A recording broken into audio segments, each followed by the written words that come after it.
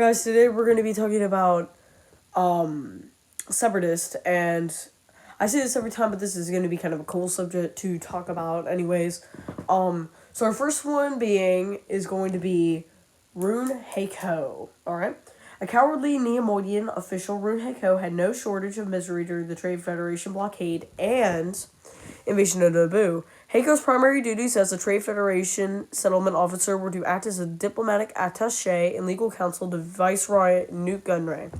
In arenas that suited his taste, namely executive boardrooms and business negotiations, Heiko was merciless and manipulative. His eloquence often was called upon in attempts to add credibility and good faith to Trade Federation actions that were otherwise dubious. When his own life or death hinged on his decisions, however, Heiko's facade crumbled to reveal his spineless nature. Heiko was privy to Gunray's plans and knew of the mysterious Sith patron who was the true mastermind behind their bold maneuvers. Heiko, when beyond Sith earshot, openly questioned Gunray's judgment in striking the terrifying alliance. It predicted disasters throughout the occupation. When Queen Amidala retook her besieged capital Theed, Heiko and Gunray were captured and sent to Coruscant for trial and punishment. A cloud of the Trade Federation let Heiko avoid the worst of the fallout from the Naboo debacle. He continued to serve Gunray through the Trade Federation's collusion with the Confederacy of Independent Systems.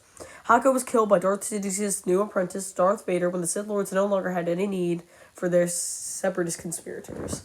So this is really cool. I like this a lot. Rune Heiko, he's a subject that no one really touches, but he's still an interesting one. Well, anyways, on to the next one.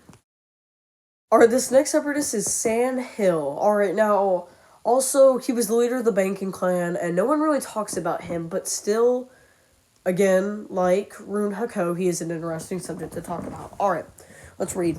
This humanoid moon was chairman of the intergalactic banking clan just before the start of the Clone Wars. His pale skin was the result of living indoors for many decades, monitoring the financial and economic position of the IBC, and ensuring that it continued to grow.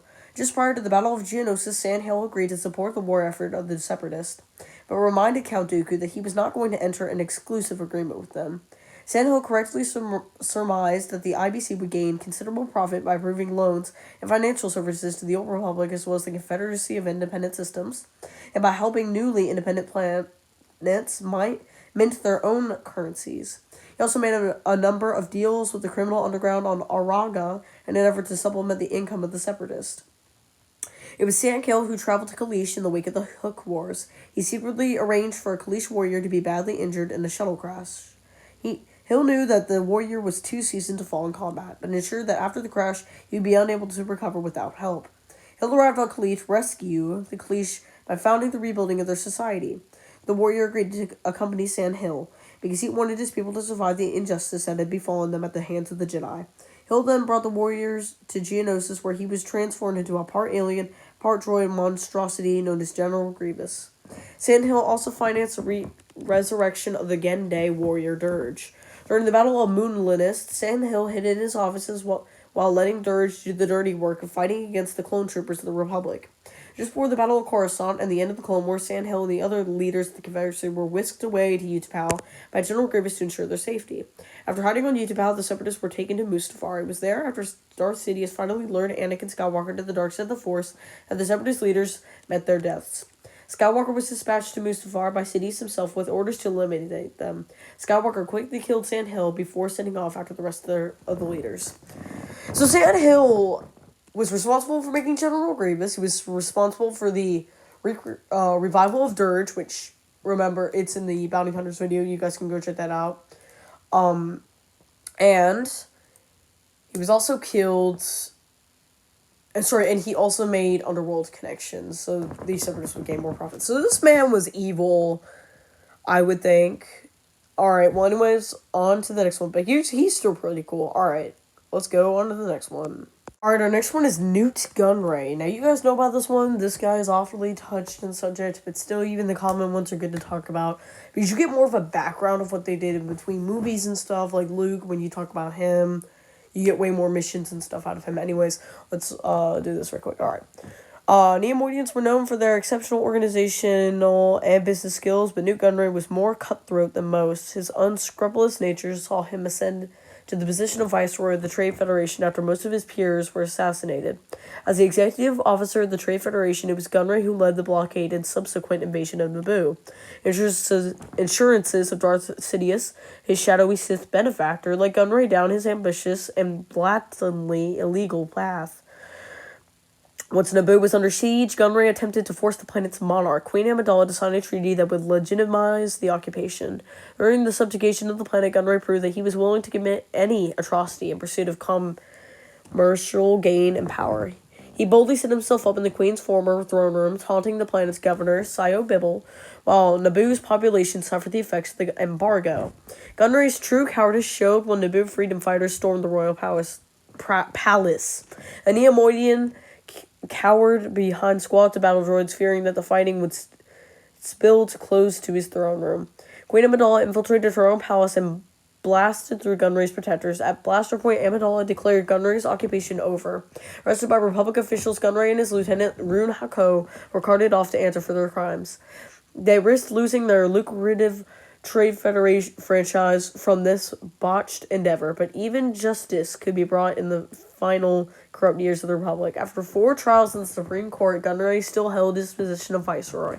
When Count Dooku's separatist movement began tearing part of the Republic, many of the galaxy's largest business concerns were attracted to the idea of galactic reforms that would benefit commerce. Gunray was one of them, though he made his allegiance to the newly formed Confederacy of Independent Systems contingent on the assassination of Padme Amidala. To that end, bounty hunter Jango Fett recruited Zam Wesell to kill the Naboo senator. Though Wesell failed, Amidala eventually was captured by separatist forces and was to be executed in front of Gunray. Amidala proved hard to kill, and when the shooting started at the first engagement of the Clone Wars, Gunray again turned coward and fled. Gunray grew tired of the war, and the visions of riches and conquered promised by the separatist secret benefactor Darth Sidious would not solve his ache for peace. He questioned General Grievous's leadership, even risking the ire of the Cyborg general. When Sidious moved to the separatist leadership to Mustafar, Gunray thought the end of the war was near. He was right, but his demise soon followed. Darth Sidious betrayed the separatists, having used them to engineer his ascent to Emperor of the Galaxy. No longer needing them, Sidious dispatched his apprentice Darth Vader to kill them. Vader sliced through Baron after Baron with his lightsaber blade, leaving the sniveling Gunray for last. A terrified Neimoidian pleaded for peace, but Vader silenced him with a slashing blade through the torso. So this is an interesting subject, though. So he really played coward a lot, and yeah. Well, anyways, on to the next one. I'm sorry because I don't want this to be longer than it is. Alright, guys, this next one is going to be Wat Tambor. Alright. A Skikoan from the Cremillian clan, he rose to become foreman of the Techno Union. Wat Tambor spent only a few years on his homeworld of Skako before traveling to Mandalore to pursue an interest in technology and industrialization. His travel required him to develop a full-body environment suit in order to maintain an atmosphere similar to that of Skako. He was an excellent combat engineer and later served as the chief executive of the Bactoid Armor Workshop before becoming one of the leaders of the Techno Union. In the wake of the Battle of Naboo, Wat Tambor was promoted to Techno Union foreman, overseeing the operations of such noted manufacturers as Bactoid Armor Workshop and Oral Cho Engineering and managing development labs for Republic Psioneer Systems and Quad Systems Engineering. Wat Tambor was part of the delegation that traveled to Geonosis to join Count Dooku and the Separatists shortly before the onset of the Clone Wars. As the war ground on, Wat Tambor became increasingly reclusive and holed up in the Mazarian fortress on Exegobah to avoid much of the war. He used his own expertise, along with that of other separatists, to genetically alter several of Exegobah's plants and fungi, forcing them to become killing things to protect the fortress. It was here, as the Clone Wars came to an end, that young Boba Fett found Tambor. Tambor was being protected by General Grievous, who fled the fortress with his Skak home. On Mustafar, Anakin Skywalker killed the members of the Separatist Council, including Wat Tambor. So Wat Tambor died with the members of the Separatist Council. He was Techno Union foreman, and he had to envelop a whole environmental bodysuit to be able to live because his species did not need oxygen and was poisonous to them, kind of like Plo Koon. Well, anyways, on to the next one. Alright, so I know how some people might say that Taehoe does not count, but she kind of does because she was in the start. She would have... Technically, she was a part of the trade, like, she was a part of the Separatists, so... Yeah, so she counts. Alright. Taehoe. This Neimoidian served Newt Gunray as the communications officer aboard his Trade Federation battle station. She was one of the more skilled Neimoidian pilots, having been fitted with a set of data goggles to facilitate her shipboard duties. After the invasion of Naboo, Gunray ordered all Traitor Federation battleships with the droid control ship to return home. He assigned Teihao to the communication station on the control ship, where she was killed during the Battle of Naboo. So yeah, it's weird how he just left her to die there. It's kind of wrong. Well, it is wrong. Well, anyways, thank you guys so much for watching this Separatist video. I hope you guys like it. Please subscribe and leave a like. And it's free. You can always change your mind. See you guys next time. Bye.